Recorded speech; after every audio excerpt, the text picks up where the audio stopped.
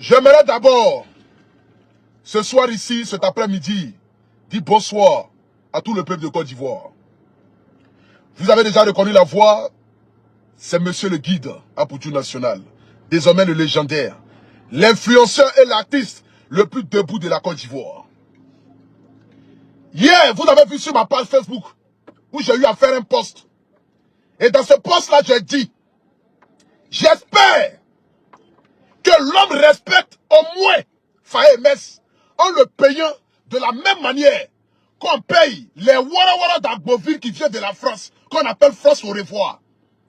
Gazé touchait plus de 70 millions. Avant lui, là, il y avait un autre malade mental qui n'avait jamais entraîné un club ni un pays. Sorti des centres de formation, ils l'ont pris pour l'envoyer en Côte d'Ivoire. Il touchait plus de 100 millions. Il touchait plus de 100 millions. Mais pourtant, le monsieur qui nous envoyait en Coupe d'Afrique, comment il s'appelle là? Le vieux là. Le vieux Ivoirien qui nous envoyait en Coupe d'Afrique, où on encaissait qu'un seul but là. Il touchait 3 millions de francs CFA. Ce soir ici, mon combat, que je vais mener ce soir, c'est que l'homme puisse respecter le travail de Faye et Mess.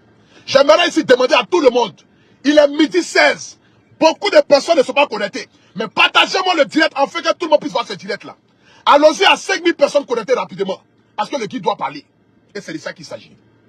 J'aimerais ici m'adresser à son excellence, monsieur le chef de l'État, président de la République de Côte d'Ivoire. Celui-là même qui a envoyé le décret qui dit, cette année 2023 était l'année de la jeunesse. Aujourd'hui, c'est l'année de la femme. Mais l'année dernière, c'était l'année de la jeunesse. Papa Ado, cette jeunesse-là, guidée par M. Faye Mess avec sa sélection ivoirienne, qu'il a pris dans une catastrophe. Il a pris les éléphants au bord de la mer, où la plupart de ces joueurs étaient tous noyés.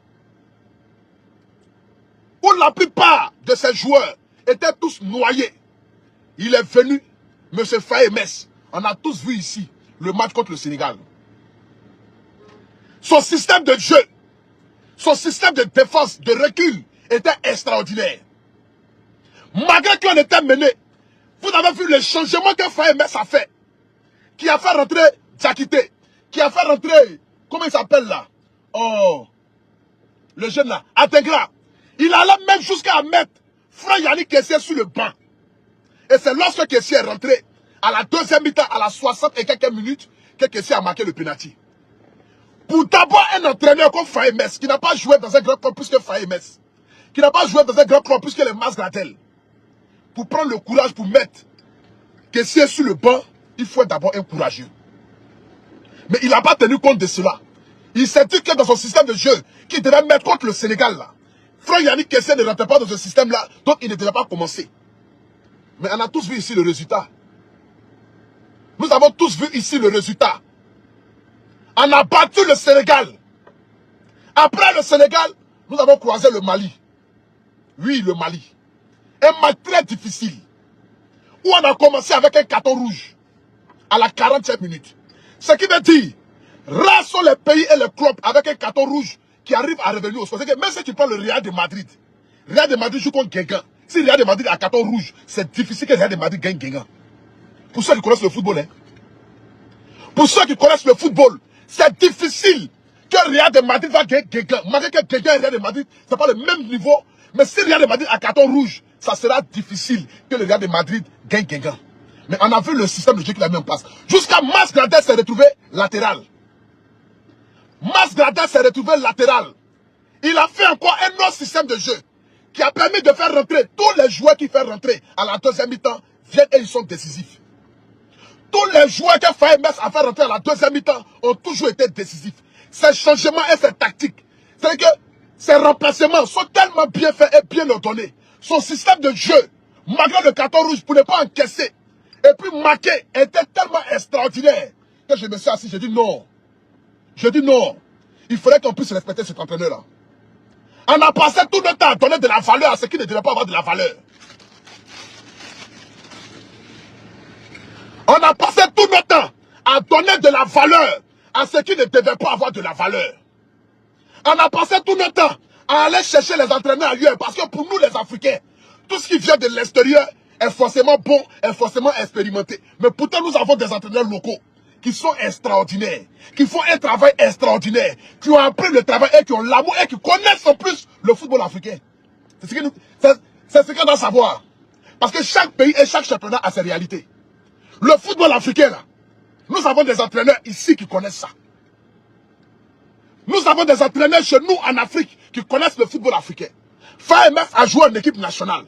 Il sait comment est-ce que ça marche. Il sait comment il faut parler aux jeunes là. Il sait qu'il y a une concurrence, il y a une guerre. Parce que ce qu'on doit savoir, c'est que les dirigeants ont mis la politique entre les joueurs. Parce que chaque dirigeant a son bon petit, qui doit être forcément sur la liste des matchs. Chaque dirigeant a son bon petit, qui doit être forcément sur la liste des matchs. Nous avons même des joueurs en sélection ivoirienne qui ne touchent plus les primes, qui préfèrent donner les primes là à ces vieux là, pour que ces vieux là puissent continuer encore de faire les éloges et pour qu'ils soient toujours encore titulaires. On connaît ce système là. C'est pourquoi ils ont appelé ça le rouage. Mais dans quelle bonne équipe on peut mettre un système de rouage et puis chercher à gagner une coupe? C'est impossible. Ce système de rouage n'a pas marché parce que Dieu, qui est assis sur son trône, il a dit non. La Côte d'Ivoire est une terre bénie. J'adore les Ivoiriens parce que les Ivoiriens sont hospitaliers. Les Ivoiriens ne gardent rien dans le cœur. Les Ivoiriens n'ont pas de haine envers son prochain. L'Ivoirien taquine. Et l'Ivoirien aime se faire taquiner. Mais l'Ivoirien n'a jamais souhaité le mal. L'Ivoirien n'a jamais souhaité haïr son prochain. Ça, c'est l'Ivoirien. On peut taquiner les Camerounais. On peut s'amuser avec les Camerounais. Mais si on voit que ça va dans un autre système, l'Ivoirien prend son recul. C'est comme ça. L'Ivoirien, il peut te taquiner. Il s'amuse avec toi. Mais s'il voit que amusement, vous êtes là, fait là. Toi, tu vas envoyer ça dans autre chose. Lui, il prend du recul. Et Dieu connaît le cœur des Ivoiriens. On n'était pas mieux que les Maliens sur le foot. C'est-à-dire sur le terrain. Hein. On n'était pas mieux que les Maliens. Le match qu'il a joué comme Mali, quart de finale là. On n'était pas mieux que les Maliens. Mais Dieu n'a pas accepté que le Mali nous gagne.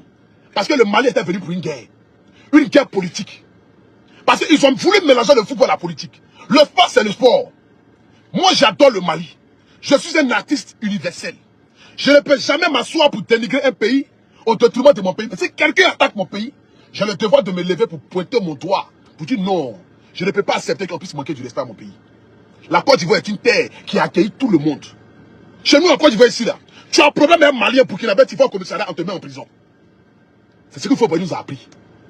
Depuis le temps de Fouet jusqu'à temps d'Alassane Ouattara, le président le plus debout d'Afrique. Le président le plus debout d'Afrique. Depuis le temps de Fouet tu as un problème avec un Malien, un Burkinabé, même un Naoussa. Tu vas au commissariat, on pouvait te prendre pour te mettre en prison. Parce que le président Houphouët nous a appris que l'étranger n'est pas chez lui, il est chez nous, nous avons le devoir de le protéger. Mais si on vous protège et qu'en retour, vous nous souhaitez la mort, vous nous souhaitez, c'est-à-dire qu'on puisse tomber, qu'on puisse sombrer, mais on va s'aimer nous-mêmes et puis vous regardez de côté. C'est ce qui arrive aujourd'hui avec la Côte d'Ivoire. C'est ce qui arrive aujourd'hui avec la Côte d'Ivoire. C'est ce qui arrive aujourd'hui avec la Côte d'Ivoire. La Côte d'Ivoire n'est en guerre avec personne. Nous ne sommes pas en concurrence avec un autre pays. Et nous ne serons jamais en concurrence avec un autre pays. Attends, ne fait pas tout ce travail-là pour prouver aux autres pays que la Côte d'Ivoire... Non, il fait ça pour prouver aux Ivoiriens et à lui-même. Nous ne sommes pas en concurrence avec un autre pays. Hein. Jamais de la vie. Nous sommes en concurrence avec nous-mêmes. Parce que nous voyons ce qui se développe à l'extérieur. Nous, les Ivoiriens, là, nous, on voyage beaucoup. L'Ivoirien voyage. L'Ivoirien sort de son pays. L'Ivoirien d'aujourd'hui n'est pas l'Ivoirien d'hier. Où nous allons nous asseoir là pour avoir des dirigeants qui vont nous sombrer dans la haine, dans la zizanie et dans le mépris. L'Ivoirien d'aujourd'hui va chercher et vient investir dans son pays et il va voir ce qui se passe à l'extérieur pour venir reproduire dans son pays. C'est l'Ivoirien d'aujourd'hui. C'est l'Ivoirien d'aujourd'hui. Et moi, je suis fier parce que j'ai des amis maliens, j'ai des amis burkinabés et j'ai des amis dans toutes sortes de pays, même camerounais.